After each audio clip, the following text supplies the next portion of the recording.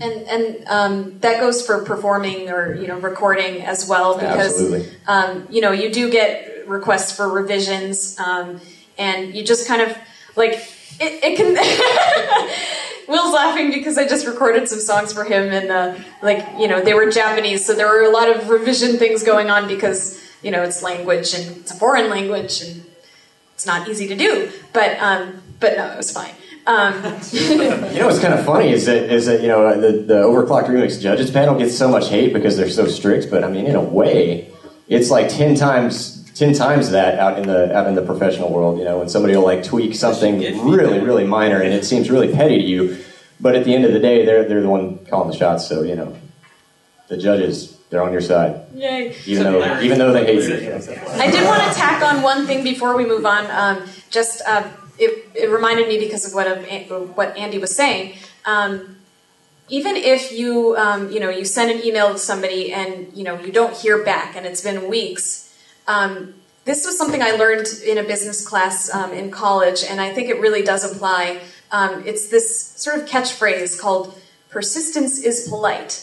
To a certain degree, you have to expect in the music industry and the game industry or the film industry specifically that people are really, really busy, and people get backlogs of email, and so sometimes you're not getting a response isn't necessarily a reflection on you. It could just be that they don't have the time, or they meant to respond sooner, but then they forgot to mark it as unread or something like that. So it's definitely worth being persistent, but only to a certain degree. You don't want to be obnoxious. So it's just something to keep in mind. Yeah, I mean, just a brief little anecdote about that. My first kind of breakout gig was I did E3 trailer music for a game, Hellgate London, and I met this guy on like a forum, on Game Audio Forum, and we're going to have a list of forums here that you should all sign on to. And I saw that he was an audio lead, so I was just like, ooh, audio lead, they probably hire musicians, right? So I emailed him, I said, hey, what format should I put my demo in? And he said, just send me an MP3 link, whatever. So I sent him my demo, and I heard nothing for 9 months, nothing at all. I followed up, no response. And then one day, it was like Thursday, and he's like, hey, can you write our trailer music by Sunday? After the fact. I'd given up, I'd forgotten about it. I was just like, wait, who are you? But it works out. They remember you. It's just that, you might not exactly have time to respond like right at the time. And that's why the judges panel takes so long. We're training you for the real world. So, all right, so we'll kind of, I know Josh and Co talked about this a little bit more, but it's good before you get into, of course, composition. Basically, this is a skill-oriented industry. You don't need to have a degree. A degree helps, but it's not 100% necessary. Jill and Will had a conservatory education. I didn't, but, it all works out. It's good to be able to do a lot of things pretty well, or at least, be well-rounded, but there should be at least one thing that you do really well. That's an important point. There's some people that try to do everything, and, maybe they're, like, okay at everything, but being okay at everything when you're submitting a demo somewhere is not going to help you, whereas if you can really knock it out of the park, it's better to get one demo out of 10 than submit to 100 and not get any of them. So it's good to have an ear for mixing and mastering because production is extremely important. So if you can really hear that something doesn't sound right and that you need to fix it yourself as opposed to waiting for somebody else to tell you, that's going to save you a lot of time. And again, it'll help you get work because when people are listening to demos, I'm going to keep going back to this, production quality is like, it's by far the first thing. If it doesn't sound good, they will just skip it. It could be the best piece in the world. They will skip it. And then, of course... anyway, Yeah. Again, kind of like the judges panel. So, and then practice is also very important. So it doesn't really matter, there's no like specific thing that you have to do, but just anything to improve your skills. So whether that's writing a lot of music, whether that's transcribing, playing games and listening carefully, just any of that stuff, keep doing it. And then... You spilled something on your slide. Yeah. So we're not really going to go into a lot of depth here, but this is just a quick overview of just some of the stuff. And we're going to have all these slides up as a download, you can you'll be able to download them. But basically, about $1,000 will get you all the gear that you need to actually compete for a AAA demo. So if you have $1,000 worth of stuff, you can compete with Mark Risky and Hans Zimmer, and I know Will knows somebody that is still using like Sonar 3, and he actually makes extremely realistic He's stuff. one of the best composers I've ever met in my time. So I mean, but it's good production. It's good ear for production, so that's why it matters. But anyway, so we'll just get by this. And Will, you want to start this?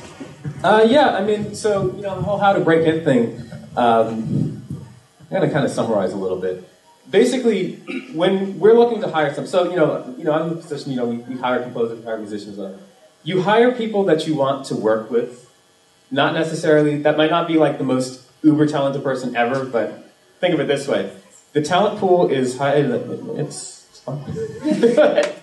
The talent pool is high enough that you can assume that everyone you work with is going to be good enough to do the job. I mean, that's like, they wouldn't have gotten there if that wasn't the case. I mean, if you're a AAA developer, then you're only going to work with people who, are of a certain, they've already done such and such and such. And that's really the first question. It's like, what have they done? But ultimately, it is like, real friendships, real connections. We're all friends, and I think every last one of us has worked with, each other at some point. Absolutely. And I mean, that's kind of what it's all about. It's sort of, I hate to be cheesy, but it's sort of like look to the left, look to the right. Someone in this room you might work with. I mean, it's all about making the friendships first, and then being like, you know what, I also write, and here we are.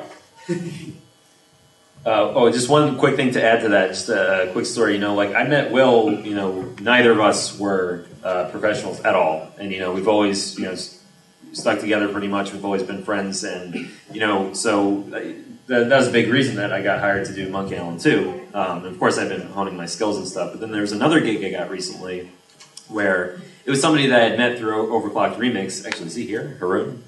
No, he's not here. Okay. FF Music DJ, if you remember him from OCR. But but he's what's up? He's getting in tomorrow. Oh, okay. But yeah, I met him on OCR, and he posted a gig on the Game Audio Network Guild, and I think like hundreds of people applied. And it's not that he just immediately said, "Oh, I'm hiring you," but he helped me to make sure that my demo got heard, so I wasn't just completely ignored. So, and again, when I met him, he was just he was just a remixer. He wasn't in a position to hire me at all. So just because somebody's maybe you're even at a higher level than them, doesn't mean that they should be ignored. You really should treat everyone equally in that respect, and they'll definitely come back to you later. Okay, just to go over some of the key networking things you can do. GDC by far is like the most important thing you could do for networking. Once you get to a level where you feel like you can really put yourself out there and not feel totally squashed. And so it stands for Game Developers Conference. It's held every year in San Francisco, or at least for the past few years it has been there. And it's just an amazing place to go because people from all walks of life, related to games, obviously, are there. So they have the audio people, they have the developers, they have the artists, really the whole shebang. And it's actually a really fun place to go because networking is like they were saying, it's really about making friends first, not just going in there thinking, what can they do for me? Think about what can you do for them? Because if you're generous, they're going to return the favor at some point. It really is like a karma thing. Oh yeah, well, I'll just add real quick. So that again, like Josh talked about some of the indie things that you can do, but IGDA specifically, it's the International Game Developers Association. There are chapters in almost every major city. So, for example, in Philadelphia, they do meetups regularly every month. People show off their latest games. There are developers that have produced, award-winning stuff like Cypher Prime that did Auditorium and Fractal. If you guys have played those games, those are pretty big. So, getting involved with your local chapter and being involved on the forums online is definitely a good idea. And and I have TIG Source, for example. Some of the stuff that Josh talked about, these online forums, and we'll have the links to those at the end. So there's no need to go into super depth. Yeah, I mean, all I'll say is that each one of these forums, they seem like there's a lot of overlap, but I will point out that Audio Game, it gravitates a little bit more towards composition, and Game Audio Forum is a little bit more towards sound design and like the technical side of things. So it's like, I think you should all enter both, but that's sort of the kinds of conversations that will be going on there. And if you're a performer, you should check out VI Control because that's where tons of composers for film, TV, and games hang out. So if you have something to offer them, VI Control is the place to go. Okay, so some of the stuff that was mentioned at the last panel that they said that they deferred to us to some extent was this, and basically What we're going to talk about is really that, in general, don't sell yourself short. Never do something where you feel like, if I were not to get paid for this, I feel like my time was totally wasted. In other words, if you're working on an indie game and they say, oh, we're going to give you 10%, and then they fall off the face of the earth, make sure that you actually like the game enough to work on it, or that doesn't happen at a mainstream level. Nobody's going to sign a contract and not pay you. But it can happen. I mean, a company can go out of business. So in other words, make sure that it's something where you're going to make connections no matter what, where you're going to write good music no matter what. We all pretty much agree that, almost every gig, except for the very, very smallest gigs, but, honestly, even them really need a contract. Even if it's simple, just saying, like, essentially, if this blows up, and you start making like bank off this, I need 2% or something like that, because you never know. You never know if something's going to be Minecraft or Super Meat Boy or just anything. I mean, it's definitely happened with even the smallest of games. So, and if there's no budget involved, again, it's not like you need to be saying like, oh, I need $1,000 to do this. What you need to ask is, well, what can you do for me? Can you give me royalties? Can I release the soundtrack? But also bartering, like bartering for, is there an artist that can do album art or website art? Can I get something in return if I'm spending my time on this? And of course, if it's something where you need to determine your own rate, we're going to talk about that a little bit more later. But. Yeah, managing work is, and I would say, I mean, this applies to both freelance and in-house, but I would personally say it lands more on the freelance side of things, because you're totally responsible for what you're doing. But I don't know. You need to make sure that you have a good kind of work.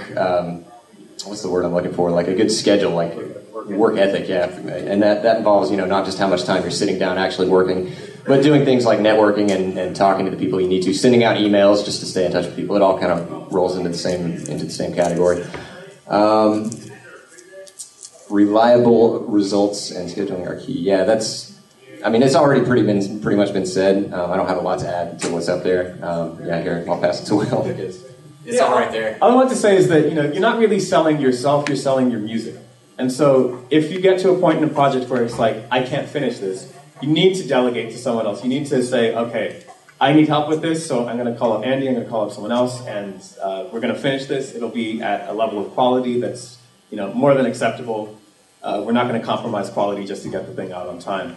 And that's why, you really need to make friends with everyone. You need to make friends with people who are a little more experienced, because maybe they'll be in a situation where they need to hire someone else. You need to make friends with people who are next to your position, but not at the position. In other words, if you're a composer, you should have friends who are sound designers, because maybe you'll have a gig where they're like, we just need you to do everything. And if you're not a real sound designer, then, you don't want to just fake it with, some bullshit sounds, but you really want to, have it be good. So then you call up your sound designer friend and you say, hey, we have this gig, do you want it? Yes, good, let's go.